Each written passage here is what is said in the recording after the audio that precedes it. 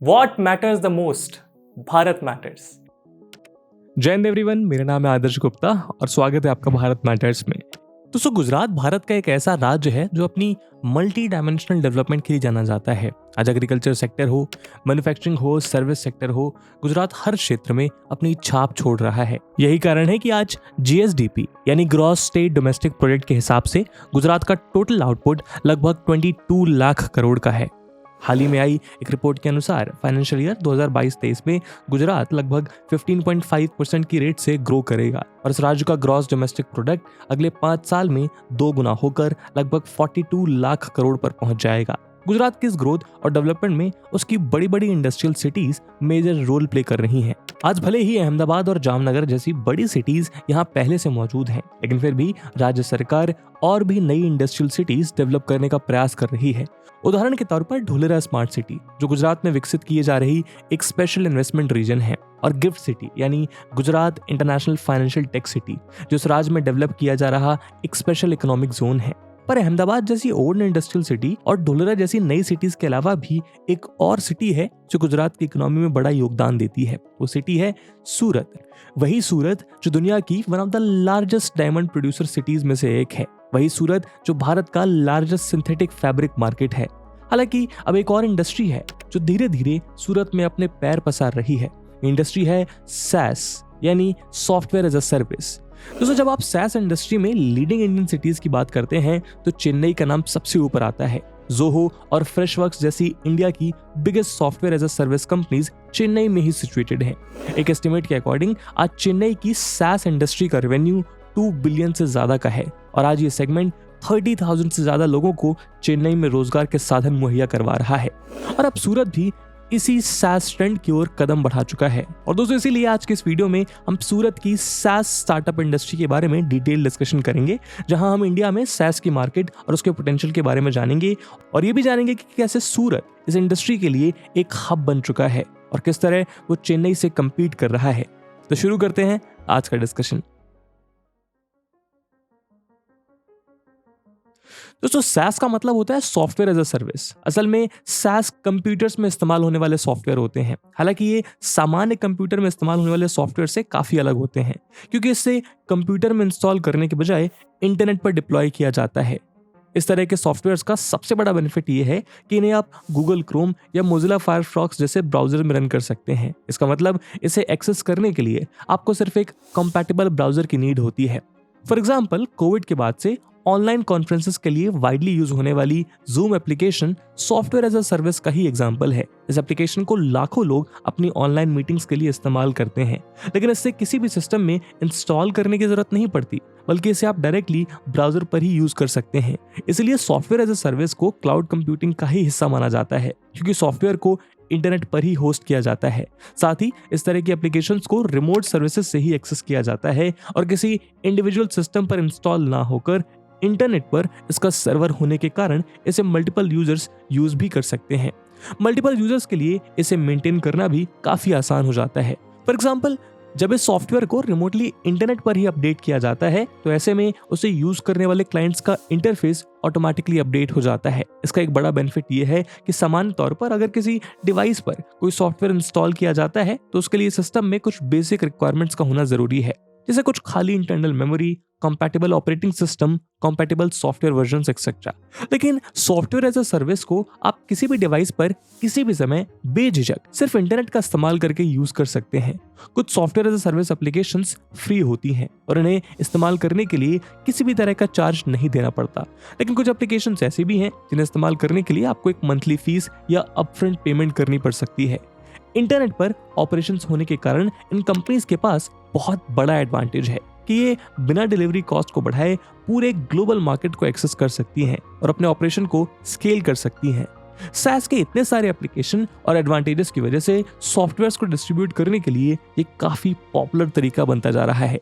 India के SaaS sector ने भी इस फास्ट मार्केट में सिग्निफिकेंट मोमेंटम हासिल कर लिया है और आज कई सारे स्टार्टअप्स इस इंडस्ट्री के ट्रू पोटेंशियल को प्रॉफिट मेकिंग के लिए इस्तेमाल करके एक्सप्लोर कर रहे हैं और आने वाले समय में इसका बहुत बड़ा मार्केट और पोटेंशियल भारत में देखने को मिलने वाला है।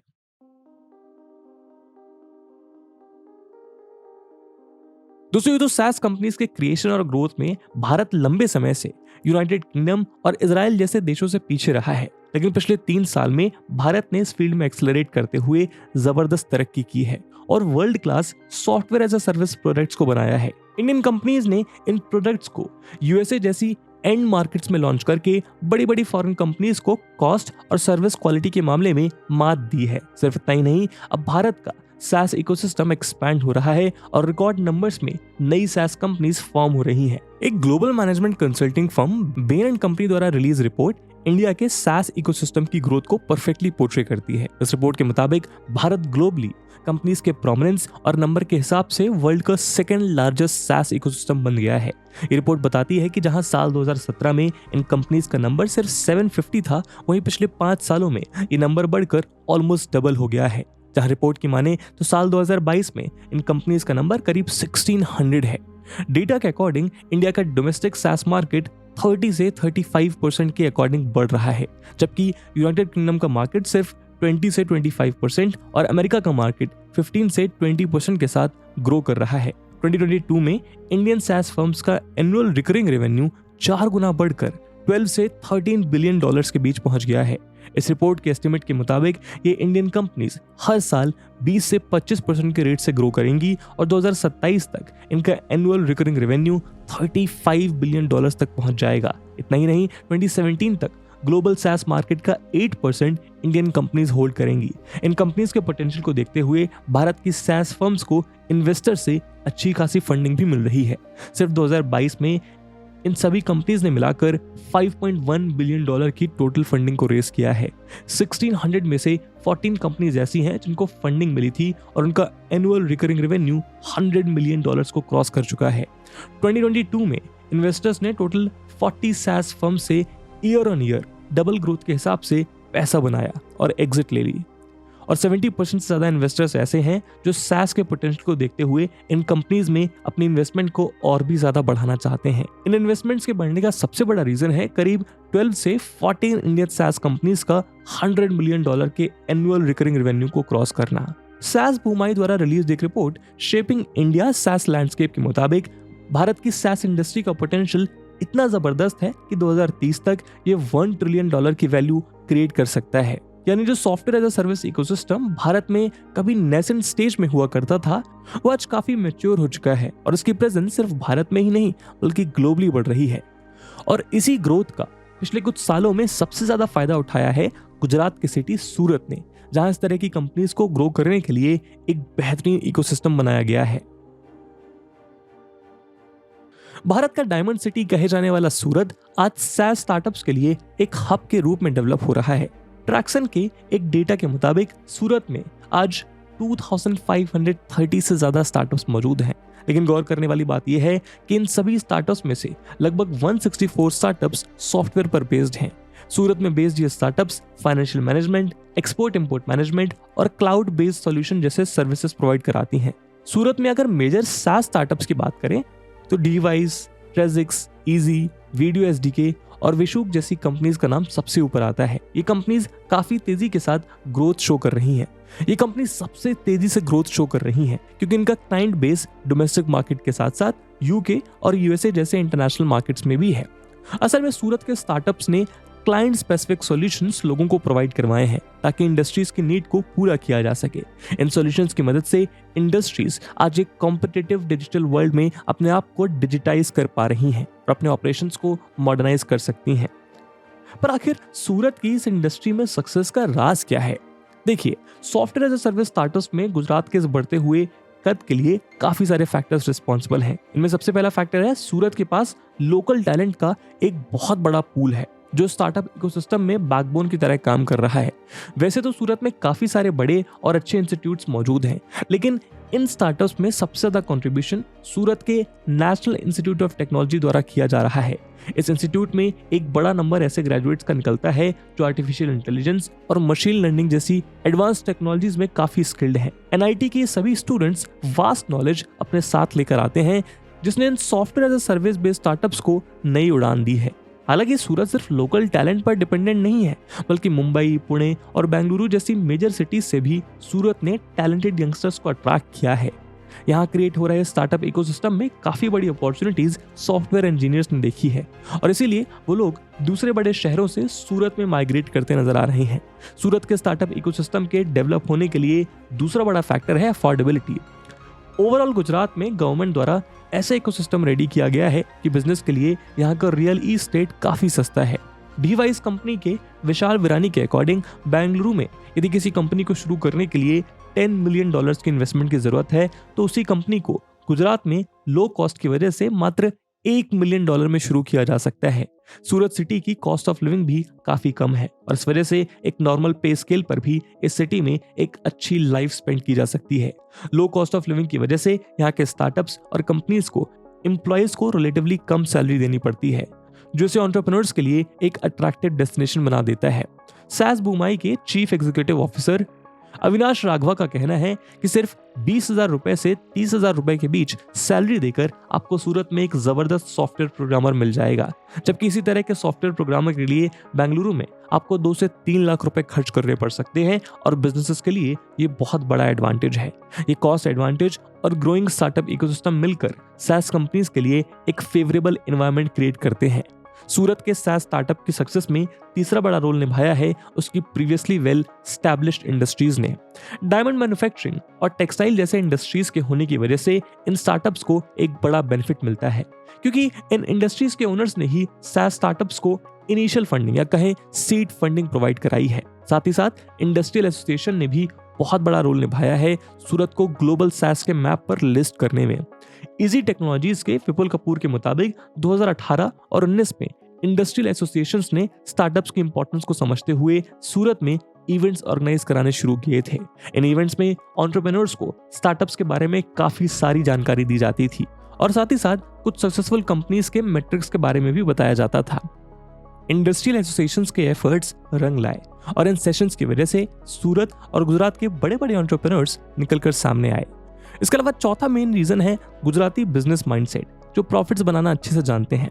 सास बुमाई के सीईओ राघवा का कहना है कि गुजराती इस बिजनेस के मामले में काफी स्मार्ट होते हैं और वो सिर्फ ये जानते हैं कि अगर किसी बिजनेस में कुछ अमाउंट इन्वेस्ट किया जा रहा है तो उस पर प्रॉफिट बनाना है।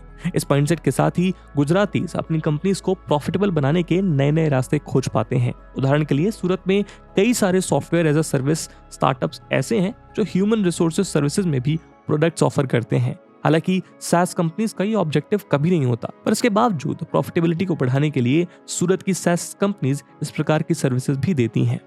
इजी के विपुल कपूर कहते हैं कि 2018 के बाद से सूरत के बहुत सारे स्टार्टअप्स ऐसे हैं जो सॉफ्टवेयर एज अ सर्विस से आगे बढ़कर प्रोडक्ट्स को ऑफर करने लग गए हैं, क्योंकि इनकी मदद से कंपनीज और ज्यादा प्रॉफिटेबल हो पाती हैं। यानी जो company software as a service firm के रूप में शुरू हुई थी वह अब सॉफ्टवेयर एज अ प्रोडक्ट में कन्वर्ट हो चुकी हैं। तो जो software as a service industry में चेन्नई भारत का एक बड़ा मार्केट लीडर है। यहाँ का फास्ट इंफ्रास्ट्रक्चर डेवलपमेंट और strong IT talent base startups को चेन्नई में अट्रैक्ट करता आया है। चेन्नई में इस इंडस्ट्री के बढ़ने का बहुत बड़ा रीजन है कि यहाँ से हर साल 4 लाख इंजीनियर और टेक्नोलॉजिस्ट ग्रेजुएट्स होकर निकलते हैं, क्योंकि तमिलनाडु में total 55 universities, 2267 colleges, 527 technical institutes और 447 पॉलिटेक्निक्स मौजूद हैं। 2015 के बाद से चेन्नई में 2000 से ज्यादा software as a service startups launch हो चुके हैं और इनमें से जोहो, फ्रेशवर्क्स और चार्जबी जैसी कंपनीज अब इंडियन सास इंडस्ट्री का लार्जेस्ट मार्केट शेयर होल्ड करती हैं। इंडिया की लार्जेस्ट सास फर्म जोहो ने साल 2022 में 2700 करोड़ रुपीस के प्रॉफिट रजिस्टर किए और इस कंपनी का एनुअल रेवेन्यू $1 बिलियन के मार्क को क्रॉस कर गया। वहीं फ्रेशवर्क्स का एनुअल रिकरिंग रेवेन्यू $500 मिलियन को क्रॉस कर चुका है। भारत में पहले सास स्टार्टअप्स बिजनेस प्रोसेस आउटसोर्सिंग जैसी सर्विसेज को दूसरी कंट्री से आउटसोर्स करते थे, लेकिन जोहो और फ्रेशवर्क की सक्सेस ने भारतीय कंपनीज में ये विश्वास पैदा किया है कि भारतीय कंपनीज भी ग्लोबल मार्केट में अपनी खुद की पहचान बना सकती हैं। एग्जाम्पल के तौर पर विशाल विरानी फ्रेशवर्क्स के फाउंडर और सीईओ गिरीश से काफी ज्यादा प्रभावित थे। उन्होंने देखा कि कैसे चेन्नई में बैठकर गिरीश ने एक बहुत बड़ी कम्युनिटी बनाई और अमेरिकन मार्केट में अपने पैर जमा लिए। उनकी स्टोरी से इंस्पायर होकर विशाल विरानी ने सूरत में डिवाइस कंपनी शुरू किया जोहो और फ्रेशवर्क जैसी कंपनीज की फिनोमिनल ग्रोथ की वजह से चेन्नई को सैस कैपिटल ऑफ इंडिया का खिताब मिला है। लेकिन सूरत की इस इंडस्ट्री में बढ़ती हुई ग्रोथ को देखते हुए एक्सपर्ट्स का मानना है कि चेन्नई को एक सीरियस कंपटीशन और चैलेंज मिल सकता है सूरत की तरफ से। पर सूरत आकर चेन्नई के साथ किस स्ट्रैटेजी का इस्तेमाल करके कॉम्पीट कर रहा है? देखिए, चेन्नई की इस इंडस्ट्री के सभी स्टार्टअप्स मेजरली ग्लोबल मार्केट और ग्लोबल एंटरप्राइज को ही टारगेट करते हैं, लेकिन सूरत की कंपनीज ट्रेडिशनल लोकल इंडस्ट्रीज पर भी फोकस करती हैं और उन्हें अपना क्लाइंट बनाती हैं। विशाल विरानी के मुताबिक उन्होंने अपनी कंपनी को 2021 में शुरू किया था और तब उनकी कंपनी काफी छोटी थी, लेकिन आज वो 50,000 से ज्यादा क्लाइंट्स को सर्व करते हैं। हालांकि इस कंपनी का भी 60% business United states of America से आता है, पर कंपनी का एक बड़ा शेयर इंडियन क्लाइंट से भी आता है। वहीं सैस बूम आई के सीईओ अविनाश राघवा का कहना है कि अगले 5 से 10 सालों में जोहो और फ्रेशवर्क जैसी अगली कंपनी सूरत जैसी किसी टियर 2 या टियर 3 सिटी से निकलेंगी। लोकल क्लाइंट्स के अलावा local talent pool, cost advantage जैसे काफी सारे रीजंस हैं जिनकी वजह से Surat new SaaS capital of the country बनने की ओर कदम बढ़ा रहा है। लेकिन दोस्तों, भले ही सूरत ने इस दिशा में काफी अच्छी शुरुआत की है, लेकिन चेन्नई को पीछे छोड़ने में उसे भी काफी समस्याओं को सुलझाने की जरूरत है। सूरत के सैस स्टार्टअप ने जो सबसे बड़ी प्रॉब्लम को फेस किया है वो है फंडिंग्स को सिक्योर करना। 2021 में जब फंडिंग फुल फ्लो में थी, उस टाइम पर भी सूरत के स्टार्टअप बहुत ज्यादा फंडिंग को सिक्योर नहीं कर पाए। विशाल विरानी के अकॉर्डिंग पहले राउंड में फंड्स को रेज करने से पहले उनकी कंपनी को 40 बार रिजेक्शन फेस करना पड़ा। 40 रिजेक्शंस के बाद उन्हें फंडिंग मिल सकी और ऐसा ही हाल सूरत के बहुत से स्टार्टअप्स का है। जिन स्टार्टअप्स को इन्वेस्टमेंट मिली उनमें मेजरली ऐसे स्टार्टअप्स थे जिनके फाउंडर इन्वेस्टर्स के साथ पहले ही काम कर चुके थे। और इन स्टार्टअप्स को इन्वेस्टमेंट ना मिलने का सबसे बड़ा रीजन है इन्वेस्टर्स का एंटरप्रेन्योर्स में lack of trust and belief. हालांकि अब SL, India Quotient, Together Fund और ओपेका जैसी वेंचर कैपिटल फर्म्स ने सूरत जैसी सिटीज के स्टार्टअप्स में इन्वेस्ट करने में इंटरेस्ट दिखाया है। दूसरा चैलेंज है गवर्नमेंट इनिशिएटिव्स और स्कीम्स के बारे में लैक ऑफ अंडरस्टैंडिंग। इन स्कीम्स और इनिशिएटिव के बारे में प्रॉपर अंडरस्टैंडिंग ना होने के कारण ये स्टार्टअप्स इनका फायदा नहीं उठा पाते। तीसरा चैलेंज है मैनेजमेंट लेवल टैलेंट की सूरत में कमी। सूरत में ऑलरेडी डेवलपर और इंजीनियरिंग टैलेंट मौजूद है, लेकिन मैनेजमेंट लेवल टैलेंट अभी भी मिसिंग है। इस गैप को फिल करने के लिए सूरत बेस्ड कंपनीज को दिल्ली और बेंगलुरु से मैनेजमेंट एक्सपर्ट को हायर करना पड़ रहा है। इसके अलावा कुछ इंडस्ट्री स्पेसिफिक चैलेंजेस भी हैं जो सूरत को भी फेस करने पड़ रहे हैं, जैसे SaaS स्टार्टअप्स का कॉमोडिटाइजेशन, यानी ये स्टार्टअप्स जो सर्विस प्रोवाइड कर रहे हैं उसे कॉपी करके कोई दूसरी कंपनी सेम सर्विस को कम प्राइस पर उपलब्ध कराने लगती है। इसके अलावा बड़ी कंपनीज का इन स्टार्टअप्स को एक्वायर करना, यानी माइक्रोसॉफ्ट, इंटुइट और स्क्वायर जैसी कंपनीज हर साल एक्विजिशंस में बिलियंस ऑफ डॉलर्स खर्च करती हैं और अपने कंपटीशन को किल कर देती हैं। इसके अलावा एक चैलेंज है प्राइवेसी और सिक्योरिटी को मेंटेन करना, क्योंकि इस प्रकार की सर्विसेज में कस्टमर्स का डेटा काफी इंपॉर्टेंट है और उसे प्रोटेक्ट करना कंपनीज की पहली प्रायोरिटी होनी चाहिए। दोस्तों, SaaS सेक्टर भारत में रिमार्केबल ग्रोथ दिखा रहा है, जहां कई सारे ऐसे स्टार्टअप्स हैं जो डोमेस्टिकली और इंटरनेशनली अपना मुकाम हासिल कर रहे हैं। सूरत भी इस रेस में एक स्ट्रॉन्ग प्लेयर के रूप में उभर रहा है और SaaS स्टार्टअप्स के लिए इस सिटी का प्रोमिनेंस काफी बढ़ चुका है। सूरत की इंस्पायरिंग स्टोरी इंडस्ट्री को एक्सपैंड करने के लिए स्मॉलर टाउन्स के पोटेंशियल को दर्शाती है। Local talent, industry specific solutions, affordability और इन्वेस्टर इंटरेस्ट की वजह से इंडिया के software as a service landscape में सूरत एक ब्राइट फ्यूचर को दर्शाता है। सूरत के पास एक बहुत बड़ी अपॉर्चुनिटी है भारत के आने वाले $1 ट्रिलियन के SaaS स्पेस में मेजर कंट्रीब्यूटर बनने की, लेकिन उसके लिए सूरत को कई सारे चैलेंजेस से जल्द लड़ना होगा ताकि सर्विसेज के क्षेत्र में इंफॉर्मेशन एंड टेक्नोलॉजी इंडस्ट्री के बाद भारत एक और इंडस्ट्री की ग्रोथ को विटनेस कर सके। इस मुद्दे पे आपके क्या ओपिनियंस हैं कमेंट सेक्शन में जरूर बताइएगा। और इस वीडियो की यूपीएससी प्रीलिम्स और मेंस में इंपॉर्टेंस को देखते हुए एक सवाल हम आपके लिए छोड़कर जा रहे हैं जो आपको कमेंट सेक्शन में आंसर करना है। And the question is, what are SaaS startups? Examine the huge potential of the SaaS market in India. And with this question my friends, that's it for the video. I hope आपको video पसंद आई होगी, और अगर पसंद आई है तो अपने दोस्तों के साथ शेयर करना मत भूलिएगा। हम मिलते हैं अगली वीडियो में, तब तक के लिए जय हिंद, जय भारत।